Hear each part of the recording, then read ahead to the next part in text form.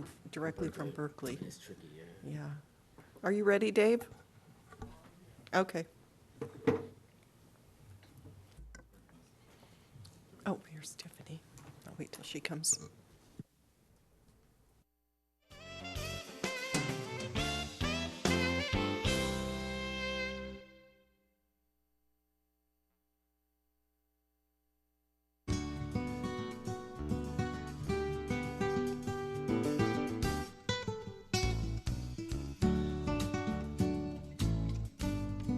Can we start with roll call? Tom Henson, Here? Hensley, Here. Leon Bailey, Here? Cameron Sasai, Here. Maureen Tom, Here. Sherry Forster. Here. Okay, and please join me for the Pledge of Allegiance. I pledge allegiance to the flag of the United States of America and to the republic for which it stands, one nation, under God, indivisible, with liberty and justice for all. Thank you. And before we move any further, I wanted to welcome Gerald Parsons back to the WESTCAT board. And just if you want to introduce yourself, you have a moment. All right, well, my stories are usually long, so I'll keep it short. But super excited to be back here. I've sat in these chambers before, many years ago, and I think I started WESTCAT. I didn't look at the plaque today, I should have.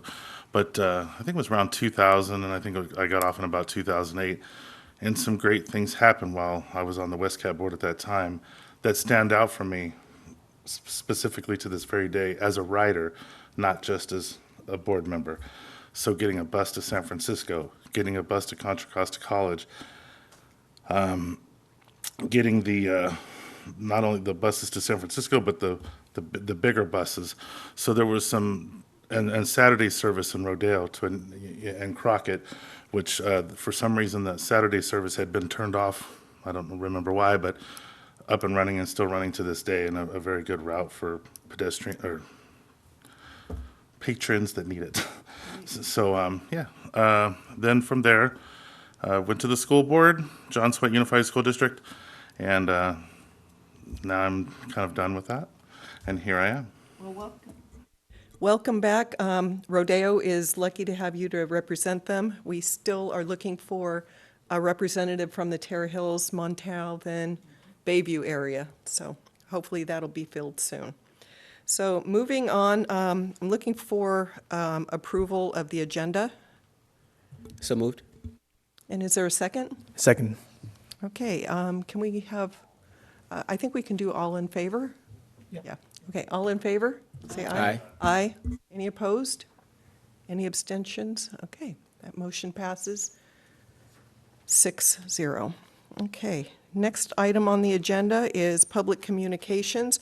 This is an opportunity for members of the public to bring up any items with the Board of Directors of general interest that is not on the agenda. Do we have any public comments? No. No. Okay, seeing none, then we will move to the consent calendar. We have 4 items on consent. Are there any comments, questions, or motion for the consent calendar?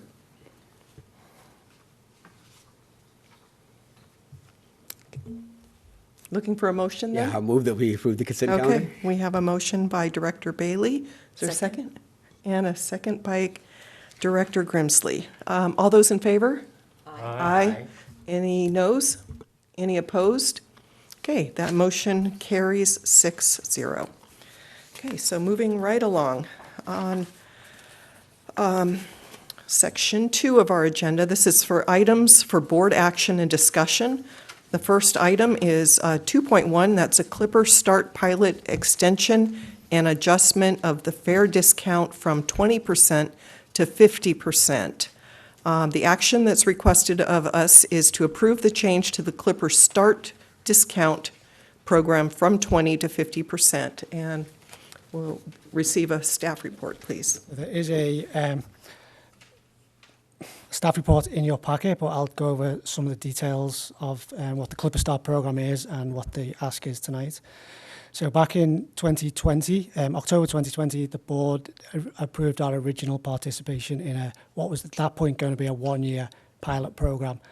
And the Clipper Start program is a discount provided to eligible low-income adults using the Clipper system who earn under 200% of the federal poverty level. It was done across the majority of the transit operators within the Bay Area. I think when we started the pilot, when the original pilot started, only 5 or 6 operators joined, and then at this January date, when a number of other operators came on board, some operators came on with a 20% discount, and a couple came on with a 50% discount. Obviously, after launching in January 2021, COVID happened, and the program never really picked up very much ridership during that initial pilot. So MTC decided to extend the pilot for a further 2 years at that point through to June 30th, 2023. During that time, they did quite a lot of evaluation of the program and to kind of really understand why it was not seeing the ridership that they hoped would take up the system during that time.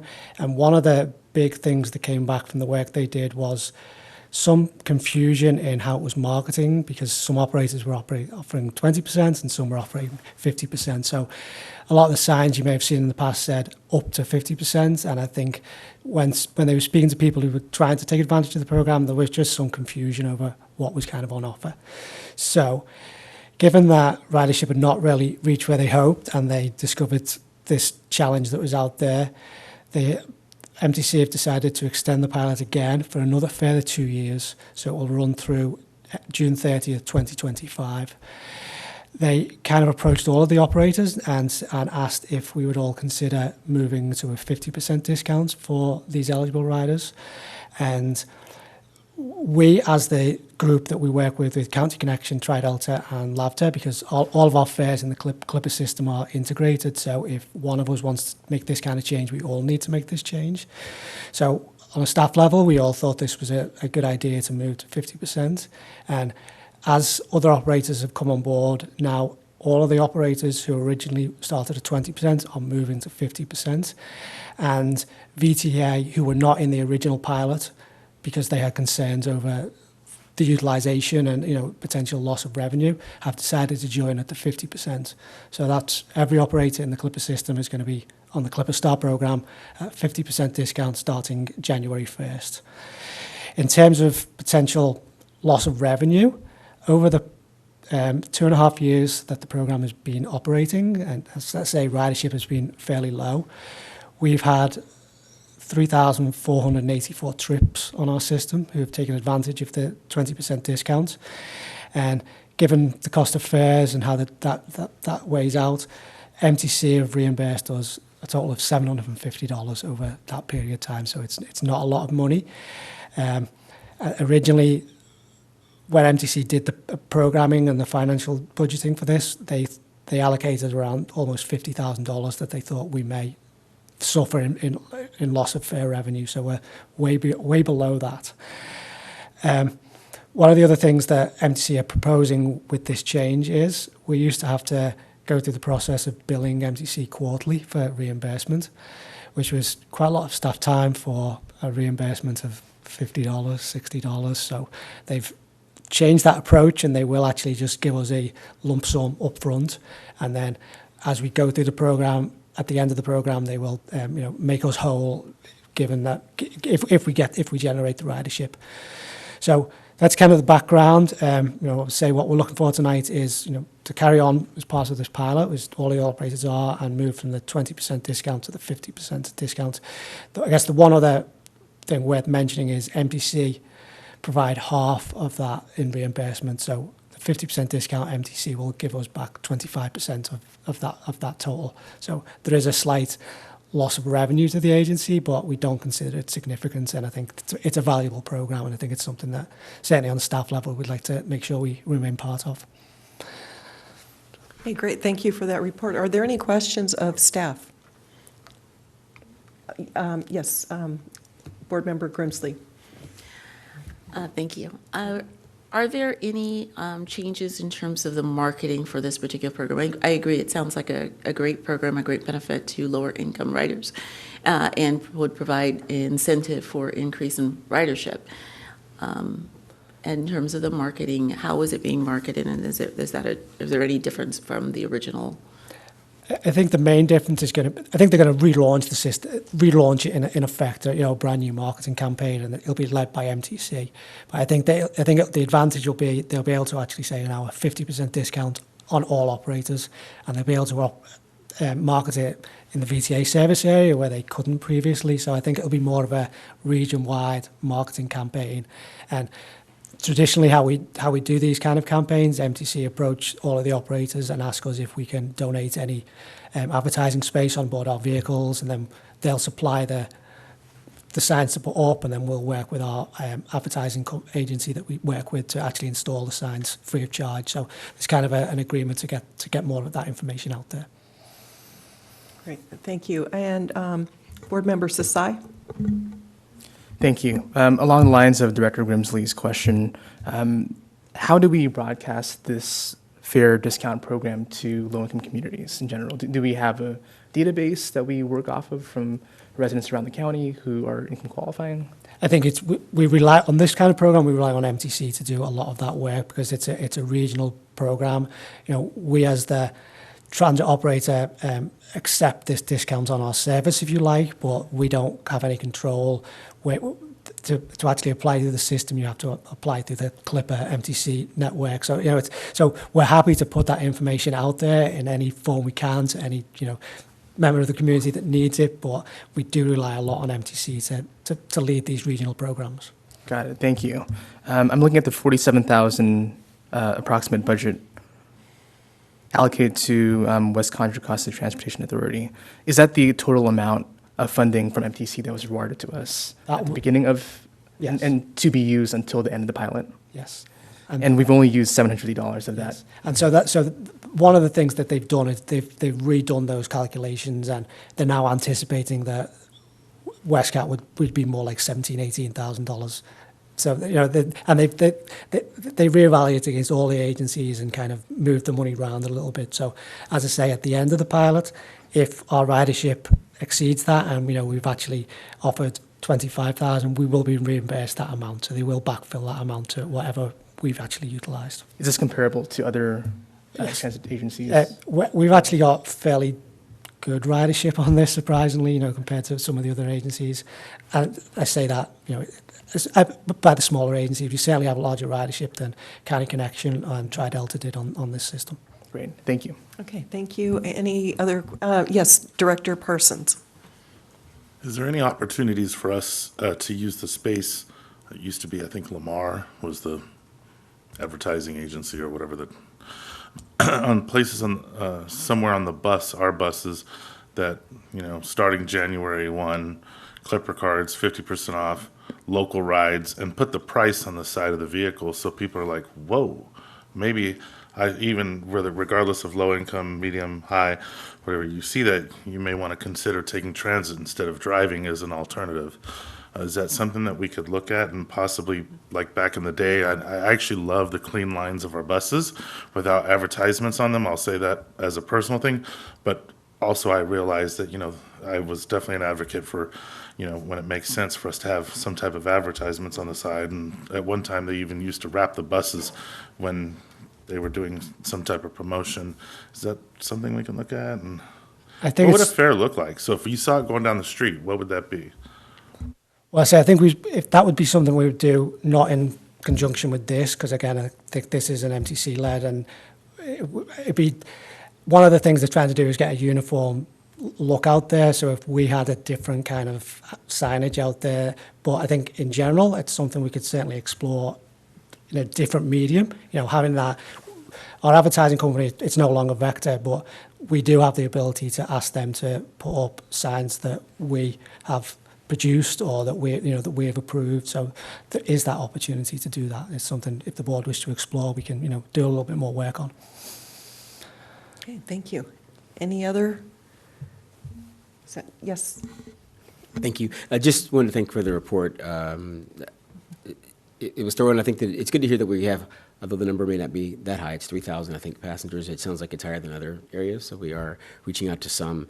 And I understand the challenge is, if it's an MTC-led program, for them to kind of get the marketing there. But hopefully we can increase that. We have a little bit less than $47,000, I think, dollars or so. So we have a lot of room for growth there. So thank you for the report. Thank you. Okay, thank you. And I just had one item also along the lines of marketing is if WESTCAT can maybe put out on social media when this is kicked off again, and then all of us have social media platforms that we work with, whether it's, connected to the schools or our local communities or whatever. Just here in Pinole, we have a traffic issue at our middle school, which has an elementary school co-located with it. And I think one of the solutions there is to, get some middle schoolers using the bus a lot. So if we can help advertise that, please let us know, and we can help get the word out. Okay. Do we have any members of the public? Any comments on this? Seeing none, any further comments or motion? Yes, go ahead. Well, one question.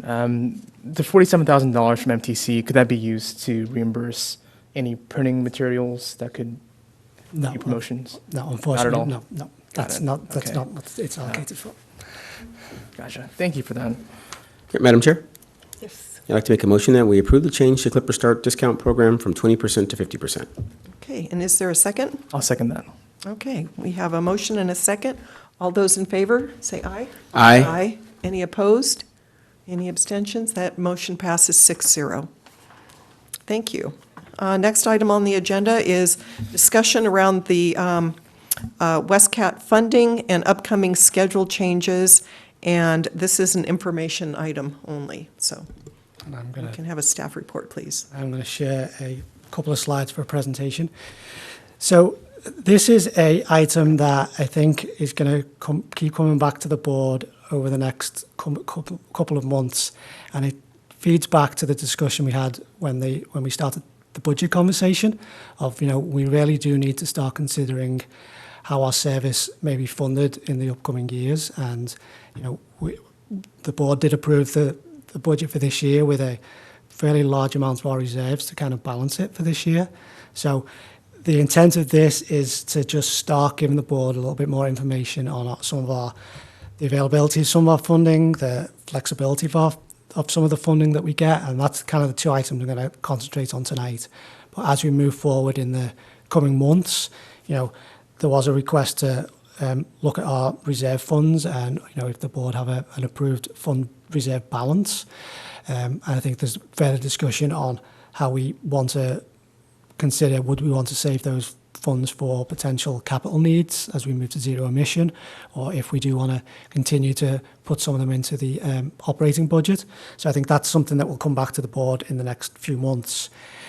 And then as some of the funding picture clarifies over the next 4 to 5 months, we do need to start having that serious conversation of our service priorities and how we're going to provide service, if we're going to provide service based on when our ridership currently is, or are we going to do more of a coverage model, which is how we've done things currently and in the past. We're trying to keep as much service out on the street for as long as possible each and every day. And then as we get down to the reality of the potential of, pretty significant service changes, we will need to have a lot more board and community kind of input during, public hearing process. But I'm starting this process because I do have concerns over our BART feeder bus funds, and I do have concerns over us using our reserves this year. So I want us to be kind of proactive as we can and put some of these service changes into place, before we kind of reach a critical point. So again, information only tonight, and this is more just going to be background. And I think my intent is that these 4 to 5 slides tonight will come back to you in the same format or with updates over the next few months with additional slides as we kind of keep the conversation going. So, so don't expect you to kind of take everything in tonight. It's, and some of these are moving targets as we go forward. So there's just a couple of slides that let's see.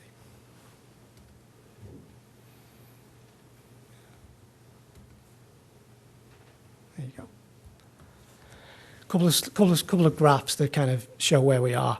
So as this slide's up there, I think in the staff report, I tried to lay out some of the revenues that we know we have in our current budget that have some limitations on how we can use those funds. So I'm just going to go through the items on the staff report. So we receive, in our current budget, around $1.5 million of Measure J Express Bus funds, which come from CCTA. They are designated to be used on Express Bus service. That's how we need to operate them. Our definition of Express Bus service is basically our J, our JPX, and our JX routes. We receive Regional Measure 2, which is bridge toll money. We've received this historically for longer than I've been with the agency, so it's been a solid funding source for a number of years.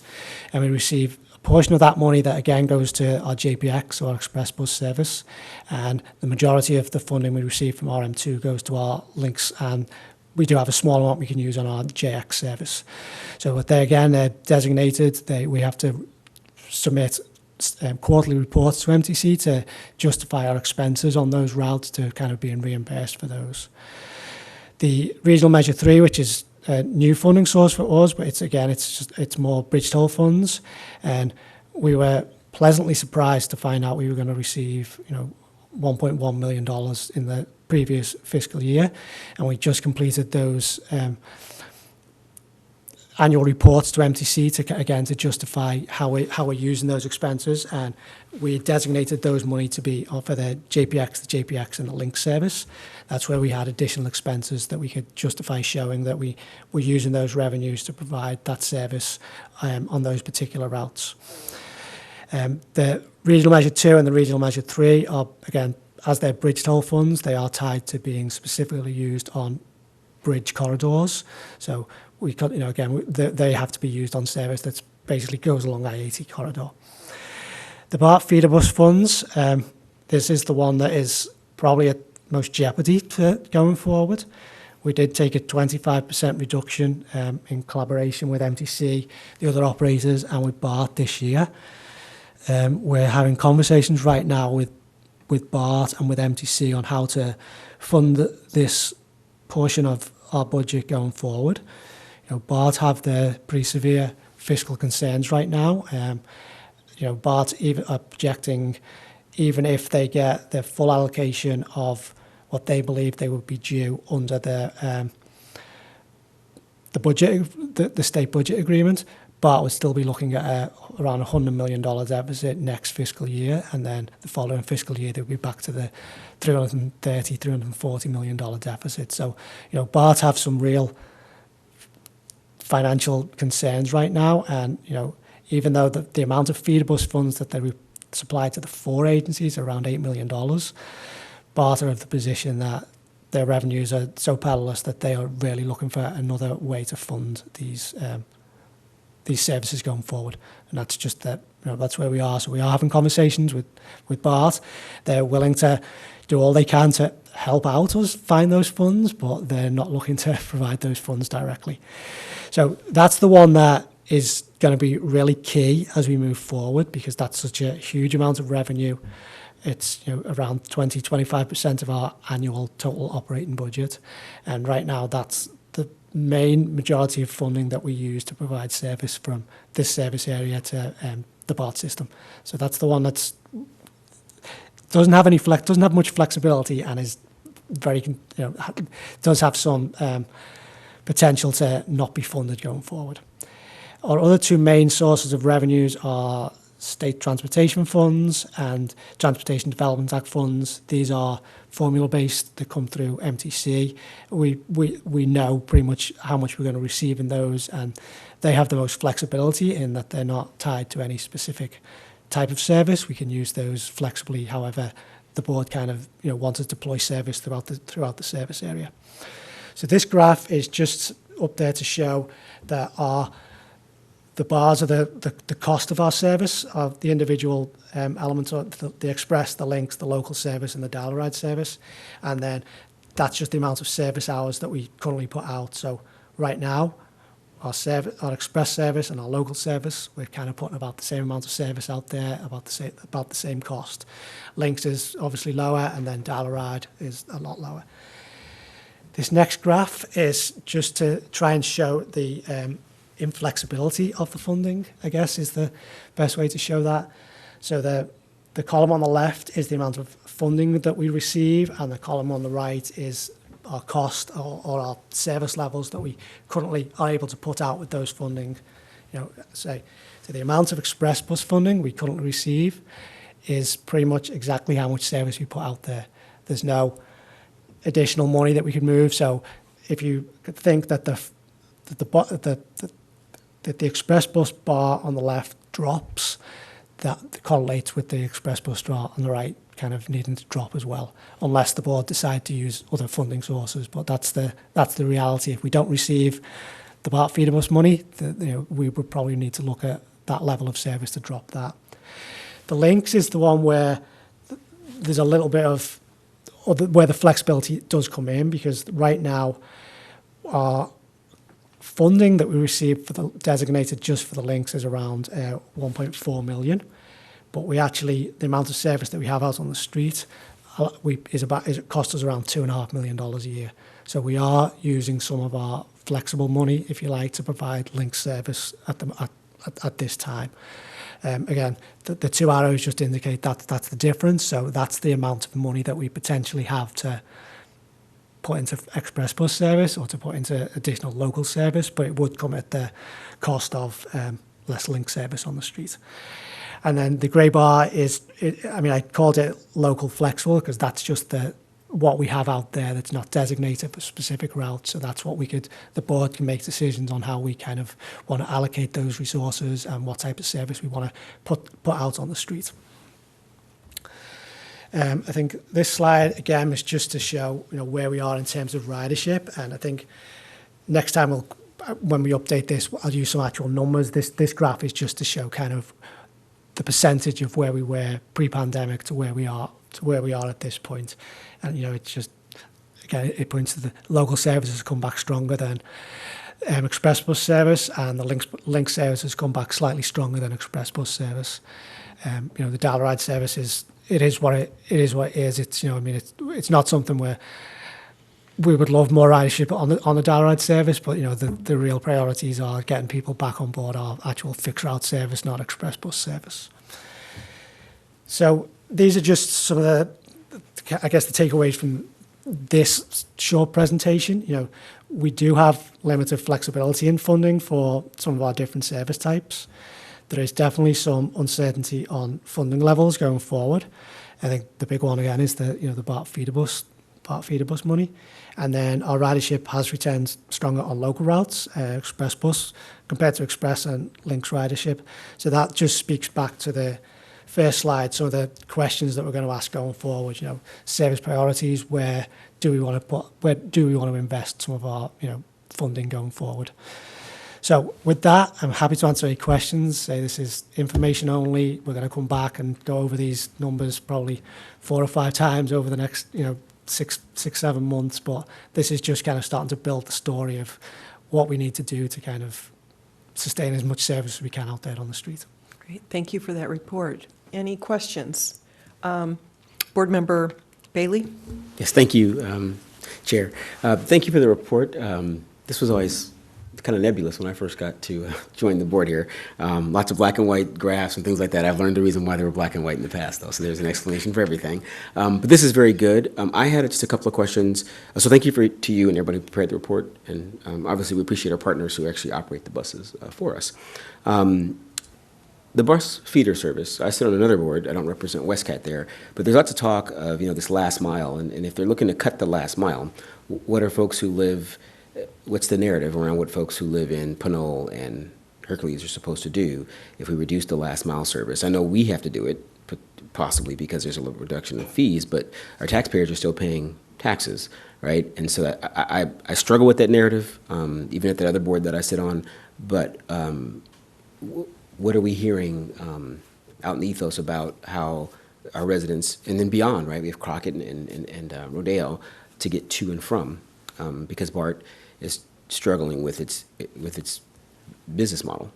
And I think that's why we as WESTCAT have the best opportunity to express just exactly how you have. You know, we don't have a BART system within our service area.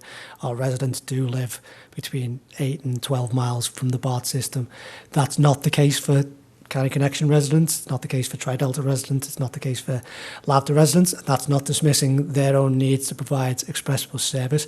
We have a slightly different story that we can tell, and I think it's a strong story, and I think it's one that does resonate with BART staff. It does resonate with MTC staff. So I think when we're going into these conversations, which we've been having for a couple of years, but I think as staff, we've been able to really tell that narrative and get some of the people who needed to understand that at both at BART and MTC to really understand the importance of this service in this community. If this service goes away, it's cutting off that regional connection, which MTC are doing so much right now to promote and to encourage and to support.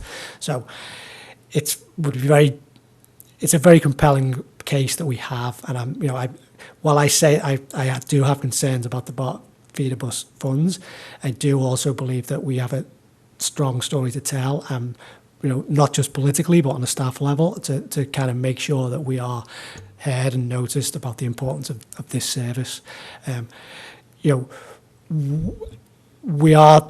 We've purposely reached out to BART as the 4 operators and MTC early on this fiscal year, because if you remember last year, we were having this conversation in March and April of last year, which was not helpful at all. So we've already had a meeting with BART. We should have a meeting on a staff level with MTC this month. So that's when we may come back to the board with what myself and particularly Tri-Delta are looking for from BART and MTC is no, we're not going to fund you, or yes, here's how we're going to work with you to get there. We haven't had that definite no or yes yet. So that's kind of what we're waiting for before we really move forward on or ask you as the board to kind of step in on a more political level. But I think we need to make sure we're doing that a lot earlier than we did that kind of last year. Okay, thank you for that. And for those that may be watching, or those that may not be aware, the funding comes in from various resources, but there's decisions to be made about what we do about 80 and the traffic and how do we mitigate that traffic. And there's narratives around not speeding up traffic, but putting people on BART. And if BART is providing the service and they aren't funding us to provide this service, it doesn't make, to me, much sense. And this is going on in the background. I think it makes sense for BART, because if you make traffic bad, then people have to take BART. I'm not saying that's what BART's narrative is, but I think that's what I see when the fog clears. But we have to do better for our residents, and I think there's several of us here that are elected that do have some say. So let us know what you need us to do and who you need us to reach out to, and we can do that. I did have another question. And I hear just anecdotally that traffic on 80 at the toll booths is back to its service levels, but people would rather sit in traffic than take the BART train that's empty, right? So I think that speaks to that's a unique BART issue. They need to work on that, and charging more or coming after us for some of this money may not be the solution to that problem. Moving on, though, if I may. Oh, please. One more question. With our link system, I wondered if we could have a conversation in the future, don't have to answer this today, about if there's ways we could make that more efficient or effective. I don't know that it's not efficient or effective, but I know we have some very nice buses, but if there's ways we could do that to maybe encourage our residents who do have to make that longer trip to get them involved. So love that for a future type of item. But thank you very much. Thank you. Yes, thank you. Any other questions or comments of staff? Yes, Board Member Grimsley. Thank you. I had a question specific to the links model because, and thank you for the graphs that carefully allowed us to see the visual related to our funding sources and our funding needs. And so given that there is a bit of a gap for the links funding, if this did necessitate a reduction in links service, do we have an idea of, could we quantify what that reduction would look like or how much of a reduction that would be? So pre-COVID, we were operating 15-minute service from 5 a.m. through 8:30 in the morning peak, and then the same in the evening peak. Right now, we're operating around 20-minute service. But I'm just going to pull up the numbers so I give you an answer. So right now, our $2.5 million gives us around 16,000 annual operating hours. So if we cut that by half, just as an example, that would be 40-minute service, in those peaks. We do also offer service throughout the middle of the day, which is much less frequently. It's hour and service, and it's not heavily used, but people do rely on it because it allows people to take the links in the morning, knowing that if they need to leave work at 1 o'clock in the afternoon, they can. So I think, to answer your question and go back to what Director Bailey said, I think they're the kind of questions that we're going to have to really come back to the board with more detail and get into some of those questions, perhaps at a board workshop as a strategic planning exercise, because I think, unfortunately, we may be in a place where we need to ask some of those questions. And, I'll just say anecdotally on the links, even though we do operate 20-minute service, I've been out at the Transit Centre and seen this, both here and at Salesforce. We can operate one trip where we can fill 75 people on a double-deck vehicle, and then 20 minutes later, 5-10 people get on board that vehicle. So there's definitely different travel patterns that we need to really kind of understand of how we're doing it. And so maybe a 30-minute service would not be, would not turn people off from riding it. So they're all the questions that we do need to bring back and really kind of get into some detail on. Okay, thank you. Any other questions or comments this side? How about over here? Yes, Board Member Hanson. Rob, on the dial-a-ride, that's kind of interesting because you think that one wouldn't have any impact because the people that use that, they have the same issues that they had before COVID. So it's kind of interesting it didn't rebound much better than it did because you think people that are in those positions need to get somewhere like they did before. I know some of the programs didn't. I mean, they may have all come back now. But, it took some of the senior programs didn't come back for quite a long time, and it could have been that people just found other ways of kind of making that trip or needing to make that trip. But yeah, I mean, I don't disagree with you. The people who rely on the service, and so they don't. They potentially don't have any other alternatives. But that's kind of how that ridership has kind of come back. So again, it's something we can probably do a little bit more work on, a little bit more research, and kind of ask our operations staff to analyse where we're going now compared to where we were going in terms of how many trips we were making. So there's probably some information we can pull up to bring to the board to look deeper into that. And then a question on the BART funding. We've talked about this forever, but that's their service, not ours, and we run their service for them. So if they stop the funding, if we hand the service back to them, can they have the ability to cancel the service, or do they have an obligation legally to provide their service? I don't believe they have a legal obligation. I mean, it's almost like as if they're saying, we're going to stop our trains in Berkeley because we're going to cut our costs, and we won't run into Contra Costa County anymore because we know we can save X number of dollars by doing that. So basically, that's what they're talking about doing, is just shutting down the service for part of their service area. Yeah, I mean, it's great that you have the historical background for all of that, because I don't think there's a lot of people that do, and I speak that from a BART side. I don't think BART see it as their service. BART see it as, even though there's an agreement back from 1999 where we took on the service, that's not how it's perceived. So it's a WESTCAT service that they happen to give us funding for. Yeah, but we have a piece of paper that says it's theirs. So yeah. And then we go back to like when Jerry was on, but we fought with BART constantly about them removing the funding 15 years ago. So this is an endless battle with them. Yeah, well, and that's why one of the reasons why I think the 4 operators would love to find a more stable source that was not BART, and BART can contribute to it, and MTC and BART can figure that out. But if we could get the money directly from MTC through SDA, or another funding source that was more set in stone, we knew we were going to get it, we as the operators would be much happier, because yes, we've been having this fight for a long time.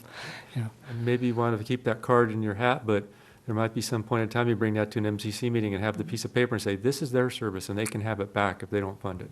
And then MTC is going to figure out, well, do we really want to keep the BART system alive in West County or not?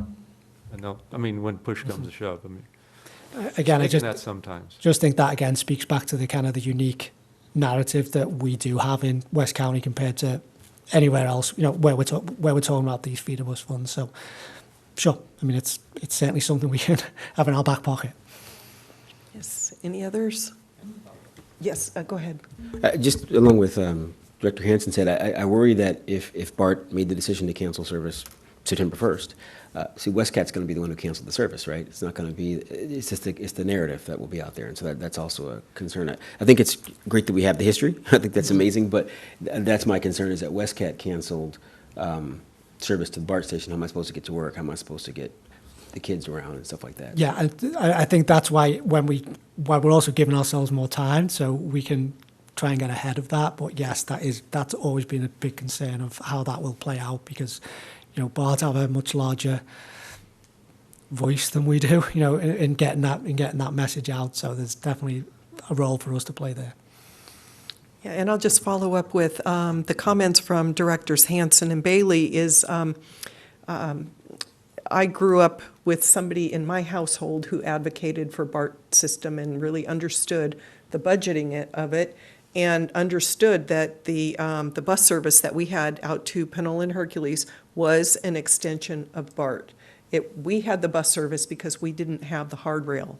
We had the soft rail. And if, you know, the planning agencies that folks, you know, sit on boards for are promoting bus service, it's almost like, well, you can take it away anytime. And this would just prove that it can be taken away. So if this seems like a direction that it may go, we might want to start messaging that, these are routes that are BART extensions. This was an agreement because we didn't run BART all the way up to this part of West County. So we might want to be thinking about that, and I think it's a good idea that we are talking about it now instead of, March. Yep. So if we need to, I don't know if we have a finance committee scheduled anytime soon, but maybe this is something where we can really get deep in the weeds on this in the future. And as I said, I'm hoping to have that meeting with MTC, and I think once we have that, I think scheduling a finance committee meeting makes perfect sense, and we can actually start really thinking about how we're going to respond. Excellent, excellent. If I can ask one more question yes, on go that ahead. same thing, I think it's a great idea. And what I was going to say is that we currently call it JPX service, but maybe we should, as we do new schedules, rename it so that people are seeing what it is. It'll start the narrative. You mean like feeder bus service? Mm-hmm. We've thought about that as the four operators to kind of try and come up with something that said that. One of the difficulties is that because of these commingling of funds, that it gets a little. It could probably be doable for us. I'm thinking more when we've had the conversation with the other operators, because County Connection will tell you that the service that they took on, they completely changed everything about the service they took on, and now every one of their routes touches a BART station, so every one of their routes is a feeder bus in that sense. So it's, it's certainly an option. It's great synergy here. Okay, thank you. Yeah. Okay, yes, Director Onto that, Parsons. the JX actually used to be the side of the bus. It was a different color scheme than WESTCAT. It used to say BART Express. So even though was the white bus, right? WESTCAT was operating it, it was actually a BART Express bus. So, if these things are real and coming down the pipeline, then maybe it does have to be looked at in a different way than going back to maybe how it used to be years ago, which I would hope we wouldn't have to go backwards. But with that being said, it's not just like Mr. Bailey, with all respect, it's not just the electeds, it's also the appointeds, because I tell you what, there is a bus to San Francisco, and I know Mr. Hansen can look and tell you, I was a huge advocate for that. I was a huge advocate for the bus to the college. I was a huge advocate for any type of transportation that made sense for passengers, because I actually was a passenger as well as just being on this board. So, and so the advocate of the people that actually ride it as well, and how important it is, and to show up to a meeting, and probably be real easy for us to figure out how to get a bus full load of people to whatever meetings it may be to advocate for our bus service. I'm pretty sure that would be a pretty hot button if they were going to get rid of it. Yeah, and I'll just add one more item, is that, we've all, in the cities and unincorporated areas, we're working on our housing elements, and we are competing for funds for these various projects. And the projects that score better are the ones next to transit. And there are questions on state funding applications that want to know what the headways are. Because you don't get good points if you have, 40-minute headways versus 15-minute headways. That is a question, and that is, points are calculated with that in mind, and, for all of our jurisdictions to be able to meet our housing goals as well. So the other side of the office over at MTC, which is ABAG, really we need to tie that up. So, anything else before we move on? Okay, thank you for that report. Next item on the agenda is the discussion of the MV driver and mechanic union contract negotiations. And we're going to have a discussion and direction to staff.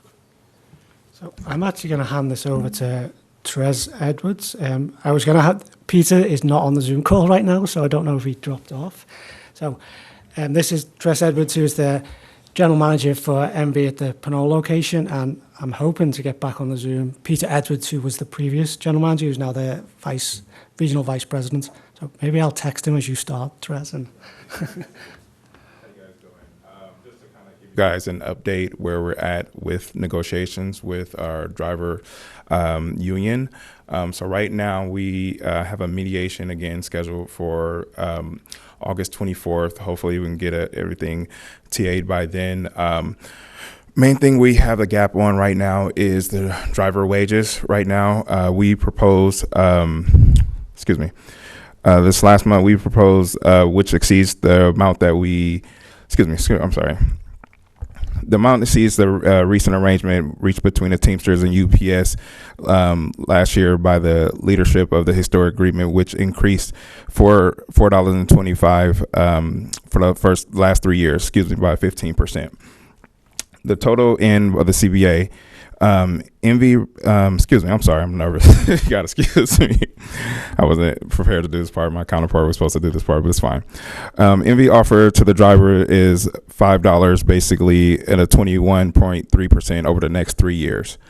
MV proposed starting wage is above average when compared to the other transit operators, including Tri-Delta, Livermore, Solano Transit, and Transdev. So again, we're trying to basically just come to agreement on this hopefully by August 24th, excuse me. The other option that came up was about the pension. It's been raised to the employees during the bargaining process for increasing the contribution towards the Teamsters pension program. MV goal was to provide the maximum wage increase as possible. However, acknowledging the retirement and priority for our employees, MV's economic proposal includes a 14% increase in the pension contributions upon ratification and total increase in the hourly pension contribution of 4.25 over the next 3 years. Additionally, the parties reached a tentative agreement that allows employees to voluntarily participate in the program of the 401k plan. Excuse me. Another item was the dental. Another item communicated was during the listening that we had in February, where we tried to get the driver's feedback prior to negotiations. Was desire for employees to have alternative dental plan, such as the one MV proposal contains a new PPO dental plan offering that this is optional to employees. So it's something that we're working out with them as well. Medical. Despite the rising costs of healthcare expenses, MV and WESTCAT remain committed to providing healthcare for all of our drivers, keeping employees' healthcare premium that has been for the last 20 years. The benefit results annual cost savings. Pinole's drivers, $1,600 for employees and only $5,750 for employees plus one, and then $9,600 for employees plus for full family. Excuse me. Compare with MV's other health contributing plans in the Bay Area. So basically, again, we're still ahead of everybody. Again, we're sticking to it and trying to remain there. Any questions so far? Did Peter join? Peter joined, so I don't know. I'm just going to ask. So Peter Edwards did join, so I'm just going to see if he does want to kind of fill in. Speak to the. Hi, can you guys hear me?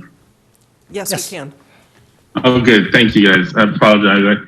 As soon as Rob finished talking, I dropped and had a hard time jumping back in. But I want to kind of elaborate a little bit on what Trez was mentioning. But I really want to point out that we've partnered with WESTCAT for the last 20 years, and benefits is one of the major benefits we have here in regards to how long we've had this type of benefit, medical and dental. I think that's a big part of our overall benefit package that we've provided over these years.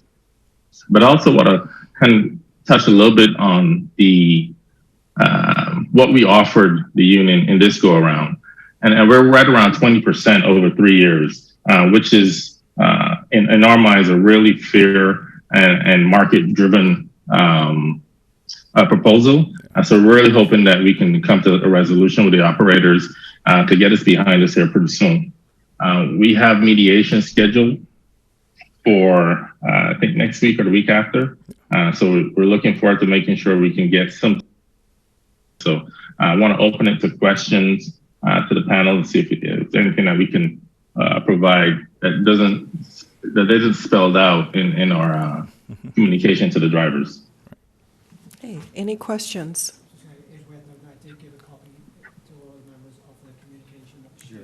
Your mic. I did present the letter that was shared from MB to all of the drivers earlier this week, so you do have a copy of that, which pretty much just spells out how Trez kind of presented some of the information. Great. Do you have a question? I do, if it's okay. Yes, please. All right, thank you. I guess I'll form my question to the general manager, and he can kind of bounce around to whoever he needs. Great presentation, by the way. Don't be nervous. I get nervous too. I read to children on Saturday. I was terrified. So thank you for the report. I am advocate for employees' healthcare for employees, as well as the wage increases. I don't want to say too much because I think it sounds like in mediation, so there's still nothing settled yet. We don't have TA signed, but I think it's good that we do that. I know that we've talked in the past about challenges with hiring bus drivers, and although our wages, I think, were comparable, if I use the right, we're still having those challenges, and hopefully this helps get that staff back up. I know our drivers were dedicated during COVID. That's the presentations that we received, so we're grateful for the work that they do, and I'm hoping that we get a package that everyone can be happy with. Absolutely. That's all I have. Thank you. Yeah. Thank you. Any other questions, comments? Okay. Oh, yes. Board Member Grimsley. This is just a point of clarification from Mr. Edwards. The offer of 20% over 3 years, was that the initial offer? Is that what came out of the most recent mediation? No, that's our initial offer. We start, and anyone that's negotiated, we know that we start one way and we end at the max of where our ceiling is. Right now, we're at our ceiling. So that's our best and final that we've presented to the union. And we weren't able to get that ratified with the members at the last vote. We haven't been to mediation yet, so I want to clarify that. The next step is mediation, and we're planning to have that done by sometime next week. Great. Any other questions, follow-up comments? Any direction to staff? I would just, hope that, wish you all success in coming up with a contract.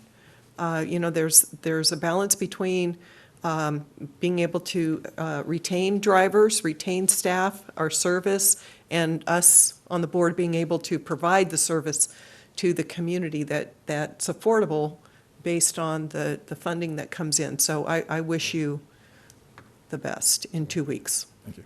And maybe I could just add one other piece of information. It's more related to the board action. So right now we are entering our last year of our agreement with MV.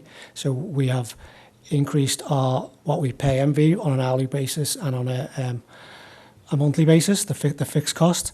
But based on these negotiations, it's likely that we will be coming to the board with an amendment to that contract. I will say that the budget that the board approved took into account what is on the table. Yes, so it will not affect our budget, but it will affect the actual contract with MV. So there will be an amendment coming regardless of how these negotiations go. And then, as I say, this is the last year of our agreement with MV. We do have, I believe, 2 or 3 option years that we will then, again, be probably coming back with another option year at some point during the year based on how these negotiations go, because it will change the amount that's in the original the original contract. And that's just more of a process that's going to be coming over the next few months. Thank you. Okay, do you need any other direction from us? No, I don't. Okay, with that, I want to thank you, all 3 of you, for providing the staff report. Okay, we're going to move on to committee reports. Item 3.1 is the general manager's report. I have very little to report tonight. Just to follow up on a question that Director Bailey asked last month on our ridership for the JX, because we do have all our systems back up and functioning, and Farebox is working again at this point. So the answer is the ridership is steady. It is where it has, I mean, we're still seeing we definitely see increased ridership on Tuesday, Wednesdays and Thursdays. I would say Tuesdays in particular seem to be a day where we often see twice as many riders as we do on other days. Monday and Wednesdays we're not seeing a huge amount. We are still definitely picking people up at the waterfront and dropping them off, not in huge numbers, but there's people on, certainly, I can't say on every trip, but there's certainly people who are making that connection to the waterfront. So that's what we wanted. That's why we started the service. We knew it would be a work in progress to get people to know the system, know it's out there, but we're definitely seeing ridership. The only other thing I will going to report is that we are working in conjunction again with our favourite transit partners, Kind of Connection, Tridelta and Lavda, on 2 marketing videos that we're trying to get produced. One is well underway, and I believe the filming is going to be taking place on Monday. It's a promotional for our One Seat Rides program that we offer between the 4 agencies. I think we all felt that, on a staff level, we felt that we could do a good job of really promoting how well we've partnered on that and the success of that program.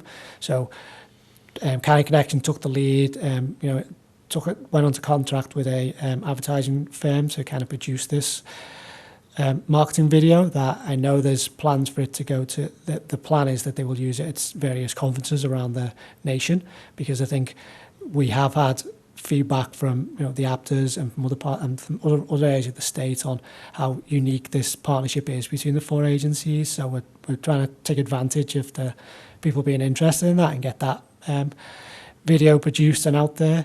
And then we're also working with CCTA on a more general marketing video. We're still trying to fine-tune what the narrative of that's going to be, but I think we seem to be moving towards not just promoting the collaboration between the 4 agencies, but more of a, hey, look at us, do you know who we are? We provide transit in your community kind of approach. So we've started some very high-level storyboarding on that, and we're hoping on CCTA to provide the funding for that video, so they may have some influence on how it kind of plays out. But just the 2 things that we're kind of starting to work on, and hopefully we'll see the results of over the next few months.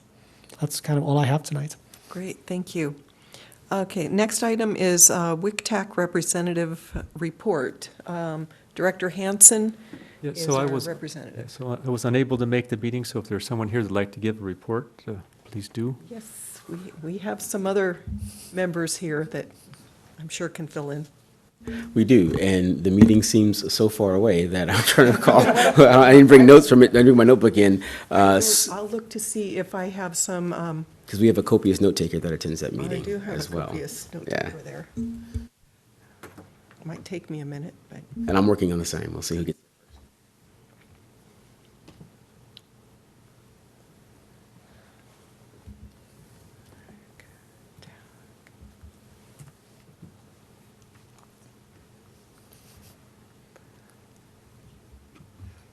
And it doesn't look like I have I'm pulling it up now. anything from, this was, and I know I watched it as well. Yeah, I saw you online. I'm gonna leave the Dion. I don't want to dig up my. Okay, I'm pulling it. Let me see it. Let me see if I can have it. Yeah, just give me a second here. I tell you what, why don't we go to the next item and then come back to it? That way we Okay. can, I'll pull it up. And I'll over look there. as Yeah. well. You'll be no report. There was some interesting stuff, yeah. Okay, we'll swing back to that. Do we have any correspondence? No. Ooh, found it. Oh, okay, this. Don't forget to say. Okay, I do recall now. I think, and I'll talk a little bit, and if you want to join in, because I didn't bring up prepared notes for it.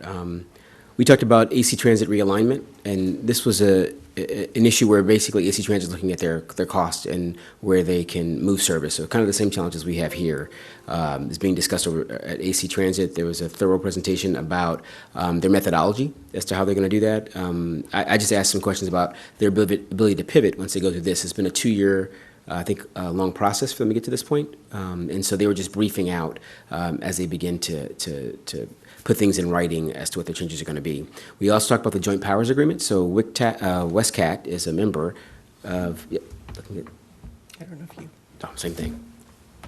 okay, Yeah. perfect. So WESTCAT is a member of WICTAC, and as well as many of the cities in West Contra County, and we all share in cost of that. WESTCAT has a slightly lower cost than some of the other cities do, but we have a shared cost and a shared contract. There's been some proposed changes to that. Some are just changing the proposed changes are changing the board's name. It's West Country Transit Advisory Committee, and I think committee was one of the choices that were just kind of being proposed. So we had put these out to and then also possibility of on a one-by-one basis, if necessary, doing stipends for board members that may request one. I think the topics was $50 to $100, not set. So we had put that out to each of the member agencies to get feedback on. We received that feedback and just had some conversation on that, but we're still discussing how we want to best modify that document. Most were administrative changes, change they to them and thou and some things like that, but no one that was just opposed to the changes that were presented at the time. I'm going to pause there and see if Maureen has, or if our chair, has any additional. Yeah, the other comment was related to also, the JPA, JPA for the reviewing and comments. And I wanted to just indicate to the folks that serve on WICTAC is that I believe that the county is having a board item next Tuesday, and they do a recap of all of the RPTCs. And when I saw the staff report for that, I was looking at it through the lens of the number of members. I think WICTAC is the only one that has multiple members for one jurisdiction. And I'm just kind of curious if, that's something that we who, in Pinole and Hercules only have one member, but there is one of the other members where they have 3. And Concord doesn't have that, Walnut Creek, Antioch does not have that on their RPTCs. And perhaps if we're looking at doing a wholesale redo of the MOU, that might be something that should be brought up, just to kind of streamline it, similar to the other RPTCs. And Rob, I will send you a link to that report so that you can send it to the other folks. Certainly. If I can just ask the director to just describe, you're an expert in this, so if you can describe the CCTA, the RPTC, how that kind of goes together, because each of those has a place. Yes, So if you could just- CCTA gets the Measure J funding, and we have our representative here, and I think Tom's also, do you sit on the board? No. First, okay. But. Yes, but each of the regions, the 4 regions of the county, get to decide through their regional transportation committees how those funds are spent. And they have established what the boards look like, how they're administered, and so on.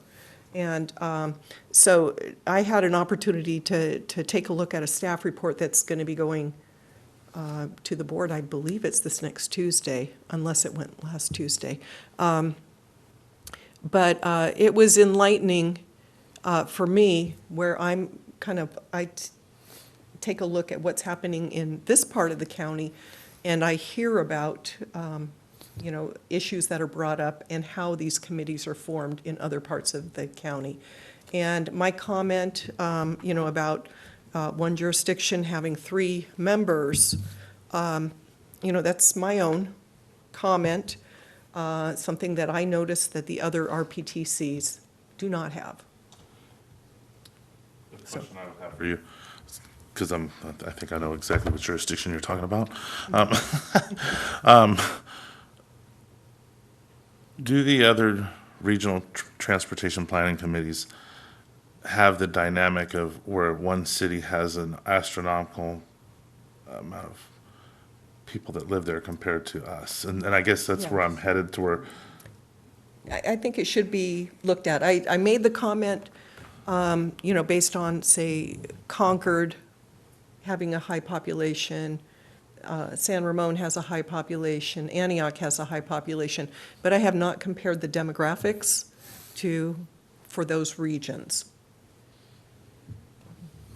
because if memory serves me correctly, I think that the one jurisdiction that we're just speaking of, I think it's just because they have such a huge population, or they did at the time. Yeah.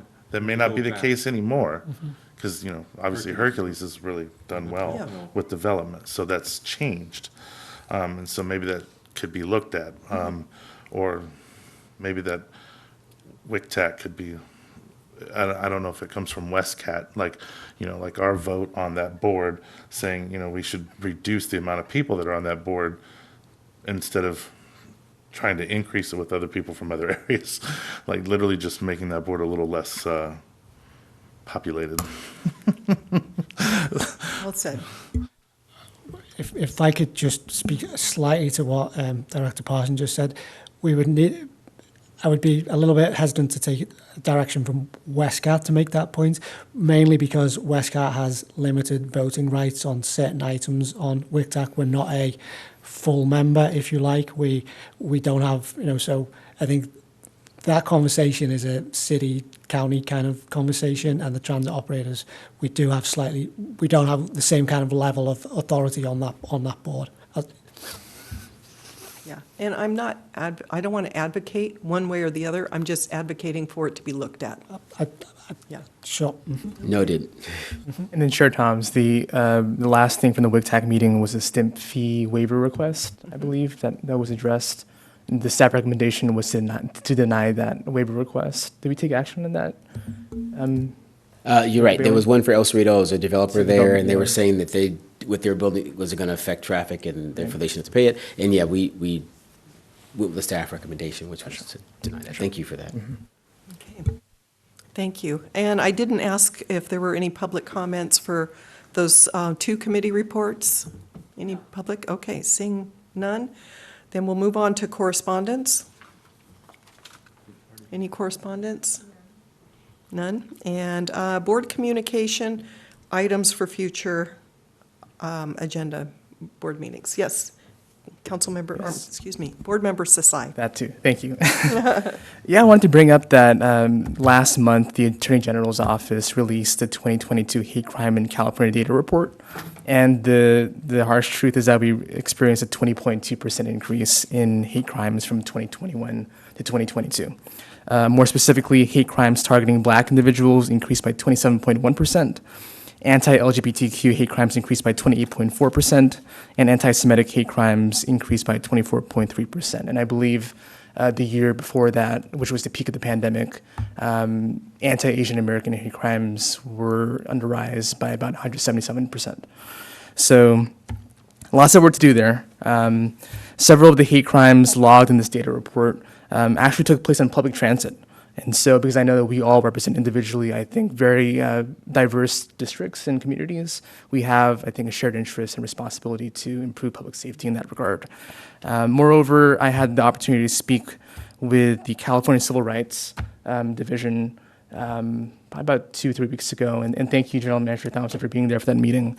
But we had a great discussion with folks in that agency who are leading California versus Hate, which is a great initiative funded by Governor Newsom's office. And what they do is they provide culturally competent methods for hate crime reporting.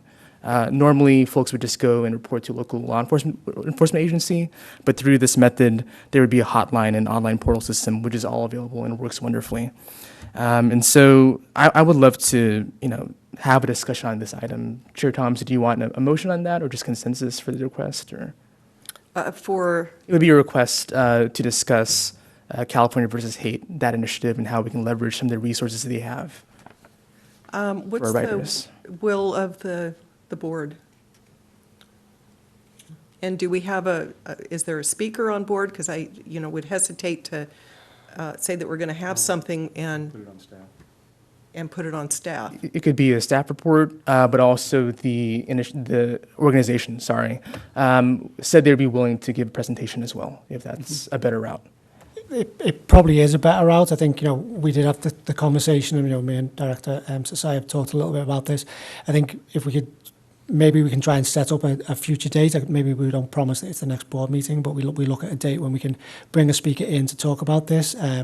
The meeting that we had, they have done some work with other transit agencies, so they could help us figure out how we could get this information out there, on our system. So I think it'd be something that we can certainly bring back to the board at a future date with an actual presentation by people who can kind of help direct the conversation a little bit more than staff could. So my request would be a presentation from that initiative. Okay, is there consensus or? I don't know anything about it yet, so Okay. I would need to. This would be to advance the discussion on that. So happy to talk about it more in that time. Is there interest in having something like that on the agenda for a future item? I'm seeing. Sure. Yeah, okay, I see consensus, so. Thank you. Yeah, thank you. Trying to get out of this. I s- Looking right at me, and I'm like, I want to learn more about it. 'Cause I will say this, as far as diversity goes, we live in an incredible area. This is one of the most diverse communities around. John Swett Unified School District, at one time, I don't know if it's losing it yet. I think we've dropped a few numbers, but the 5th most diverse school district in the United States. So a lot of the stuff that goes on, thank goodness, we don't have those issues that I'm aware of on a typical basis. And I know that riding WESTCAT for many years, it's completely safer and cleaner than other modes of transportation that we connect with. Agreed. Thank you. Any other board communications or items for future board meetings? I have a communication. Yes. I just wanted to acknowledge Hercules National Night Out. We had WESTCAT representation with the bus and everything, so it's really cool. So thank you guys for coming out for that. Appreciate it. Great. And I would like to welcome our new board member again. Thank you for helping us get towards a full board.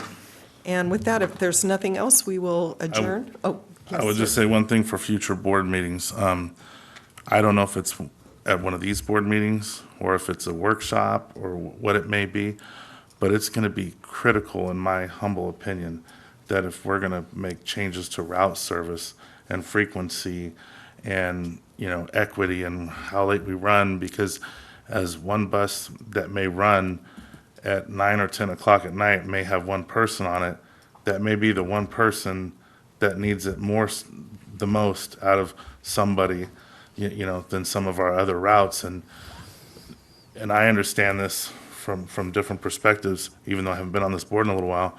The pandemic is, I'm sure we all know, has changed everything and how people work, whether they work from home.